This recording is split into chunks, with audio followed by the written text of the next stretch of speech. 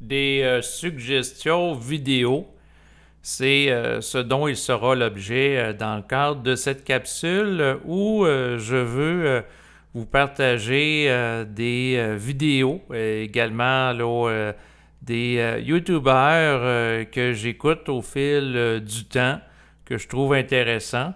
Donc, c'est dans un esprit de partage que je fais cet enregistrement. Donc, il va y avoir du visuel. Donc, à partir de maintenant, je vous propose de regarder à l'écran. Tout d'abord, il y a la chaîne qui s'intitule Science Homme sur YouTube, que si vous n'avez pas déjà découvert, je vous propose de la découvrir. En fait, c'est par rapport à une personne donc qui va parler vibratoirement sur sa chaîne. Donc, il va aborder entre autres des concepts en relation avec l'instruction supramentale en solo. Donc, on ne le voit pas à l'écran, c'est des enregistrements solo. J'en ai écouté plusieurs avec intérêt. En fait, je trouve qu'il va manifester un état de colère mentale, chose que je vois pas souvent, en fait, sur le web. Donc, beaucoup de personnes ont parlé de concepts en relation avec l'instruction supramentale sans dégager à travers leurs paroles une vibration de colère mentale. Donc, la particularité de ces enregistrements, c'est que je les trouve en général là, très vibrants. Et bon, il va utiliser des expressions européennes. De ce que j'ai compris, c'est qu'il ne voulait pas se faire enculer par les forces. Donc, c'est sûr que par rapport à ça, moi, j'ai pas envie de me faire sodomiser psychiquement, c'est-à-dire manipuler par des forces occultes. Et la façon de ne pas être manipulable naturellement, ben, c'est d'être capable de vibrer un état de colère mentale. Pourquoi? Parce que la colère mentale permet à l'individu qui génère la vibration d'être au-delà de la vibration de tristesse ou de peur qui peut être, dans le fond, ce que ça me dit, tenter d'être implanté dans sa psyché par des forces astrales ou retardataires pour garder dans un état de vibration basse qui fait en sorte qu'il est soumis psychiquement à des réalités occultes qui le desserrent malgré lui. Tandis que dans la colère mentale, la personne va vibrer d'un feu, d'une intensité, et ça se perçoit dans la colère. Fait que c'est sûr qu'il faut pas se faire chier par les forces, putain de bordel de merde. Il faut pas se laisser enculer. Alors, c'est ça le point, le principe de la conscience supramentale. Et à ce moment-là, bon, sa chaîne YouTube, vous allez avoir les coordonnées en bas de la vidéo présente ainsi que les autres suggestions. Mais comme je l'avais expliqué en privé dans une discussion sur Facebook avec quelqu'un il y a plusieurs jours, ben, j'avais expliqué que pour vivre la colère mentale, en fait, c'est quelque chose que les gens ne peuvent pas vivre parce qu'ils le veulent subjectivement, par désir, par choix subjectif, mais parce qu'ils n'ont pas le choix de la vivre en relation avec un changement vibratoire qui est imposé à leur ego. Donc, c'est pas parce c'est pas parce que tu veux quelque chose que tu peux le vivre. Et c'est sûr que ça devient problématique parce qu'il y a des gens qui veulent parler de conscience, mais ils n'ont pas la vibration dans la parole. Et les gens qui l'ont, c'est très rare, donc ça devient précieux. Mais le point que je voulais dire par rapport à ça, c'est que pour toucher à la conscience supramentale, ben, il faut vivre la colère mentale. Tu peux pas faire ça autrement. Donc, c'est ça l'élément que je voulais amener, parce que sans ça, la personne ne peut pas réellement véhiculer une vibration transformatrice à travers sa parole qui vont amener des changements au second niveau. Bon, ça c'est la première chaîne en termes de suggestion. Ensuite, c'est pas un ménage à trois, mais une parole à trois entre Eliane, Mona et Pierre-Luc. Donc, sur la chaîne École de la nouvelle science de l'esprit. Donc, vous pouvez retrouver sur YouTube. Il figure entre autres Pierre-Luc et Mona, avec lesquels j'avais déjà discuté dans le cadre d'enregistrements audio dans le passé, donc qui ont fait cette capsule récemment que j'ai écoutée avec intérêt.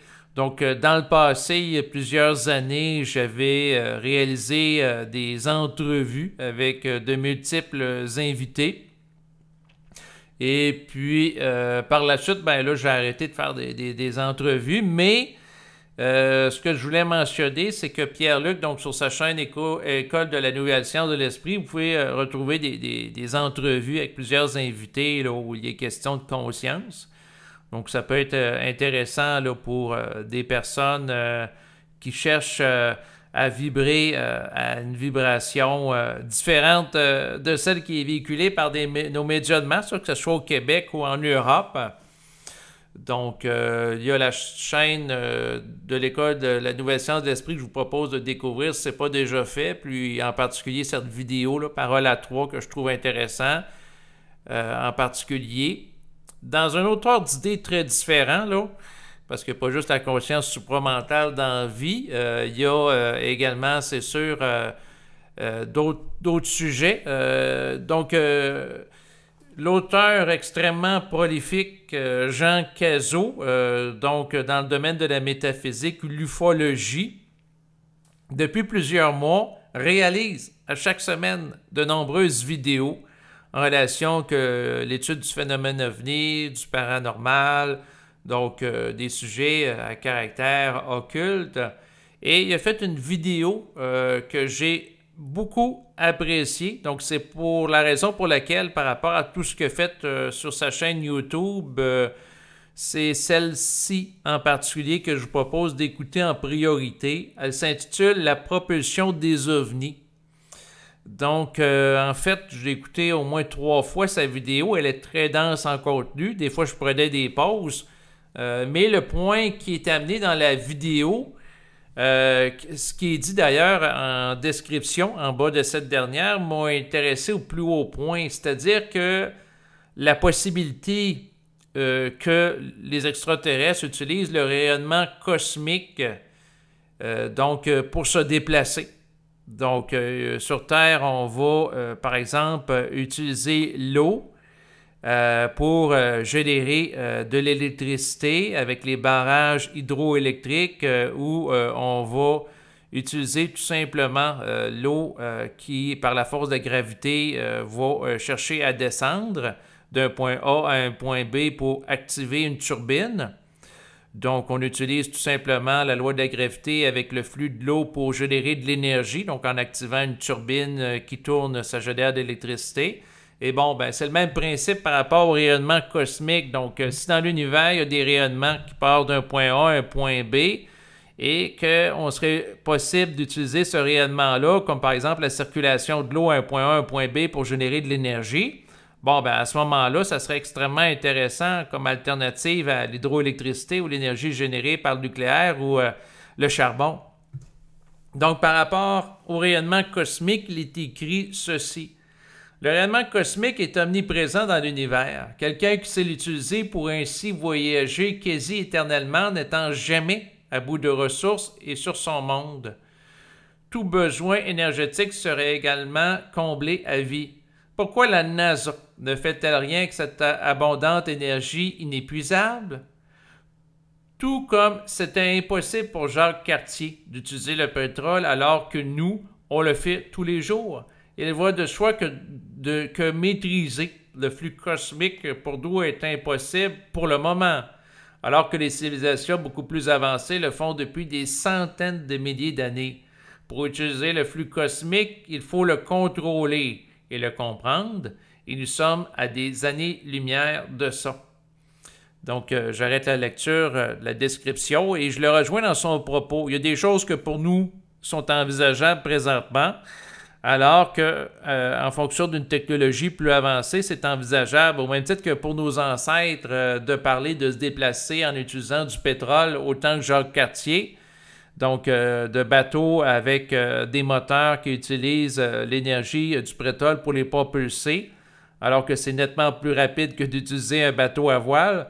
Bon, ben, c'était pas quelque chose d'envisageable il y a à peine quelques siècles. Donc, pour nous, qu'est-ce qui n'est pas envisageable dans le siècle présent? l'est peut-être non seulement envisageable pour des civilisations extraterrestres, mais déjà réalisée. Donc voilà une hypothèse de recherche intéressante là, qui est amenée. Donc, je vous propose d'écouter cette capsule vidéo de Jean Cazot. Ensuite, dans un registre différent, au fil des ans, je me suis intéressé aux travaux de Stéphane Alix, qui est un auteur en relation avec l'étude du sujet de la vie après la mort, les expériences de mort imminente, le paranormal. Et récemment, donc, il a fait une entrevue et vous allez avoir la possibilité naturellement d'écouter, là, je vais vous partager le lien web en bas de l'enregistrement présent. Elle s'intitule « Les mondes de l'au existent. J'en ai fait l'expérience ».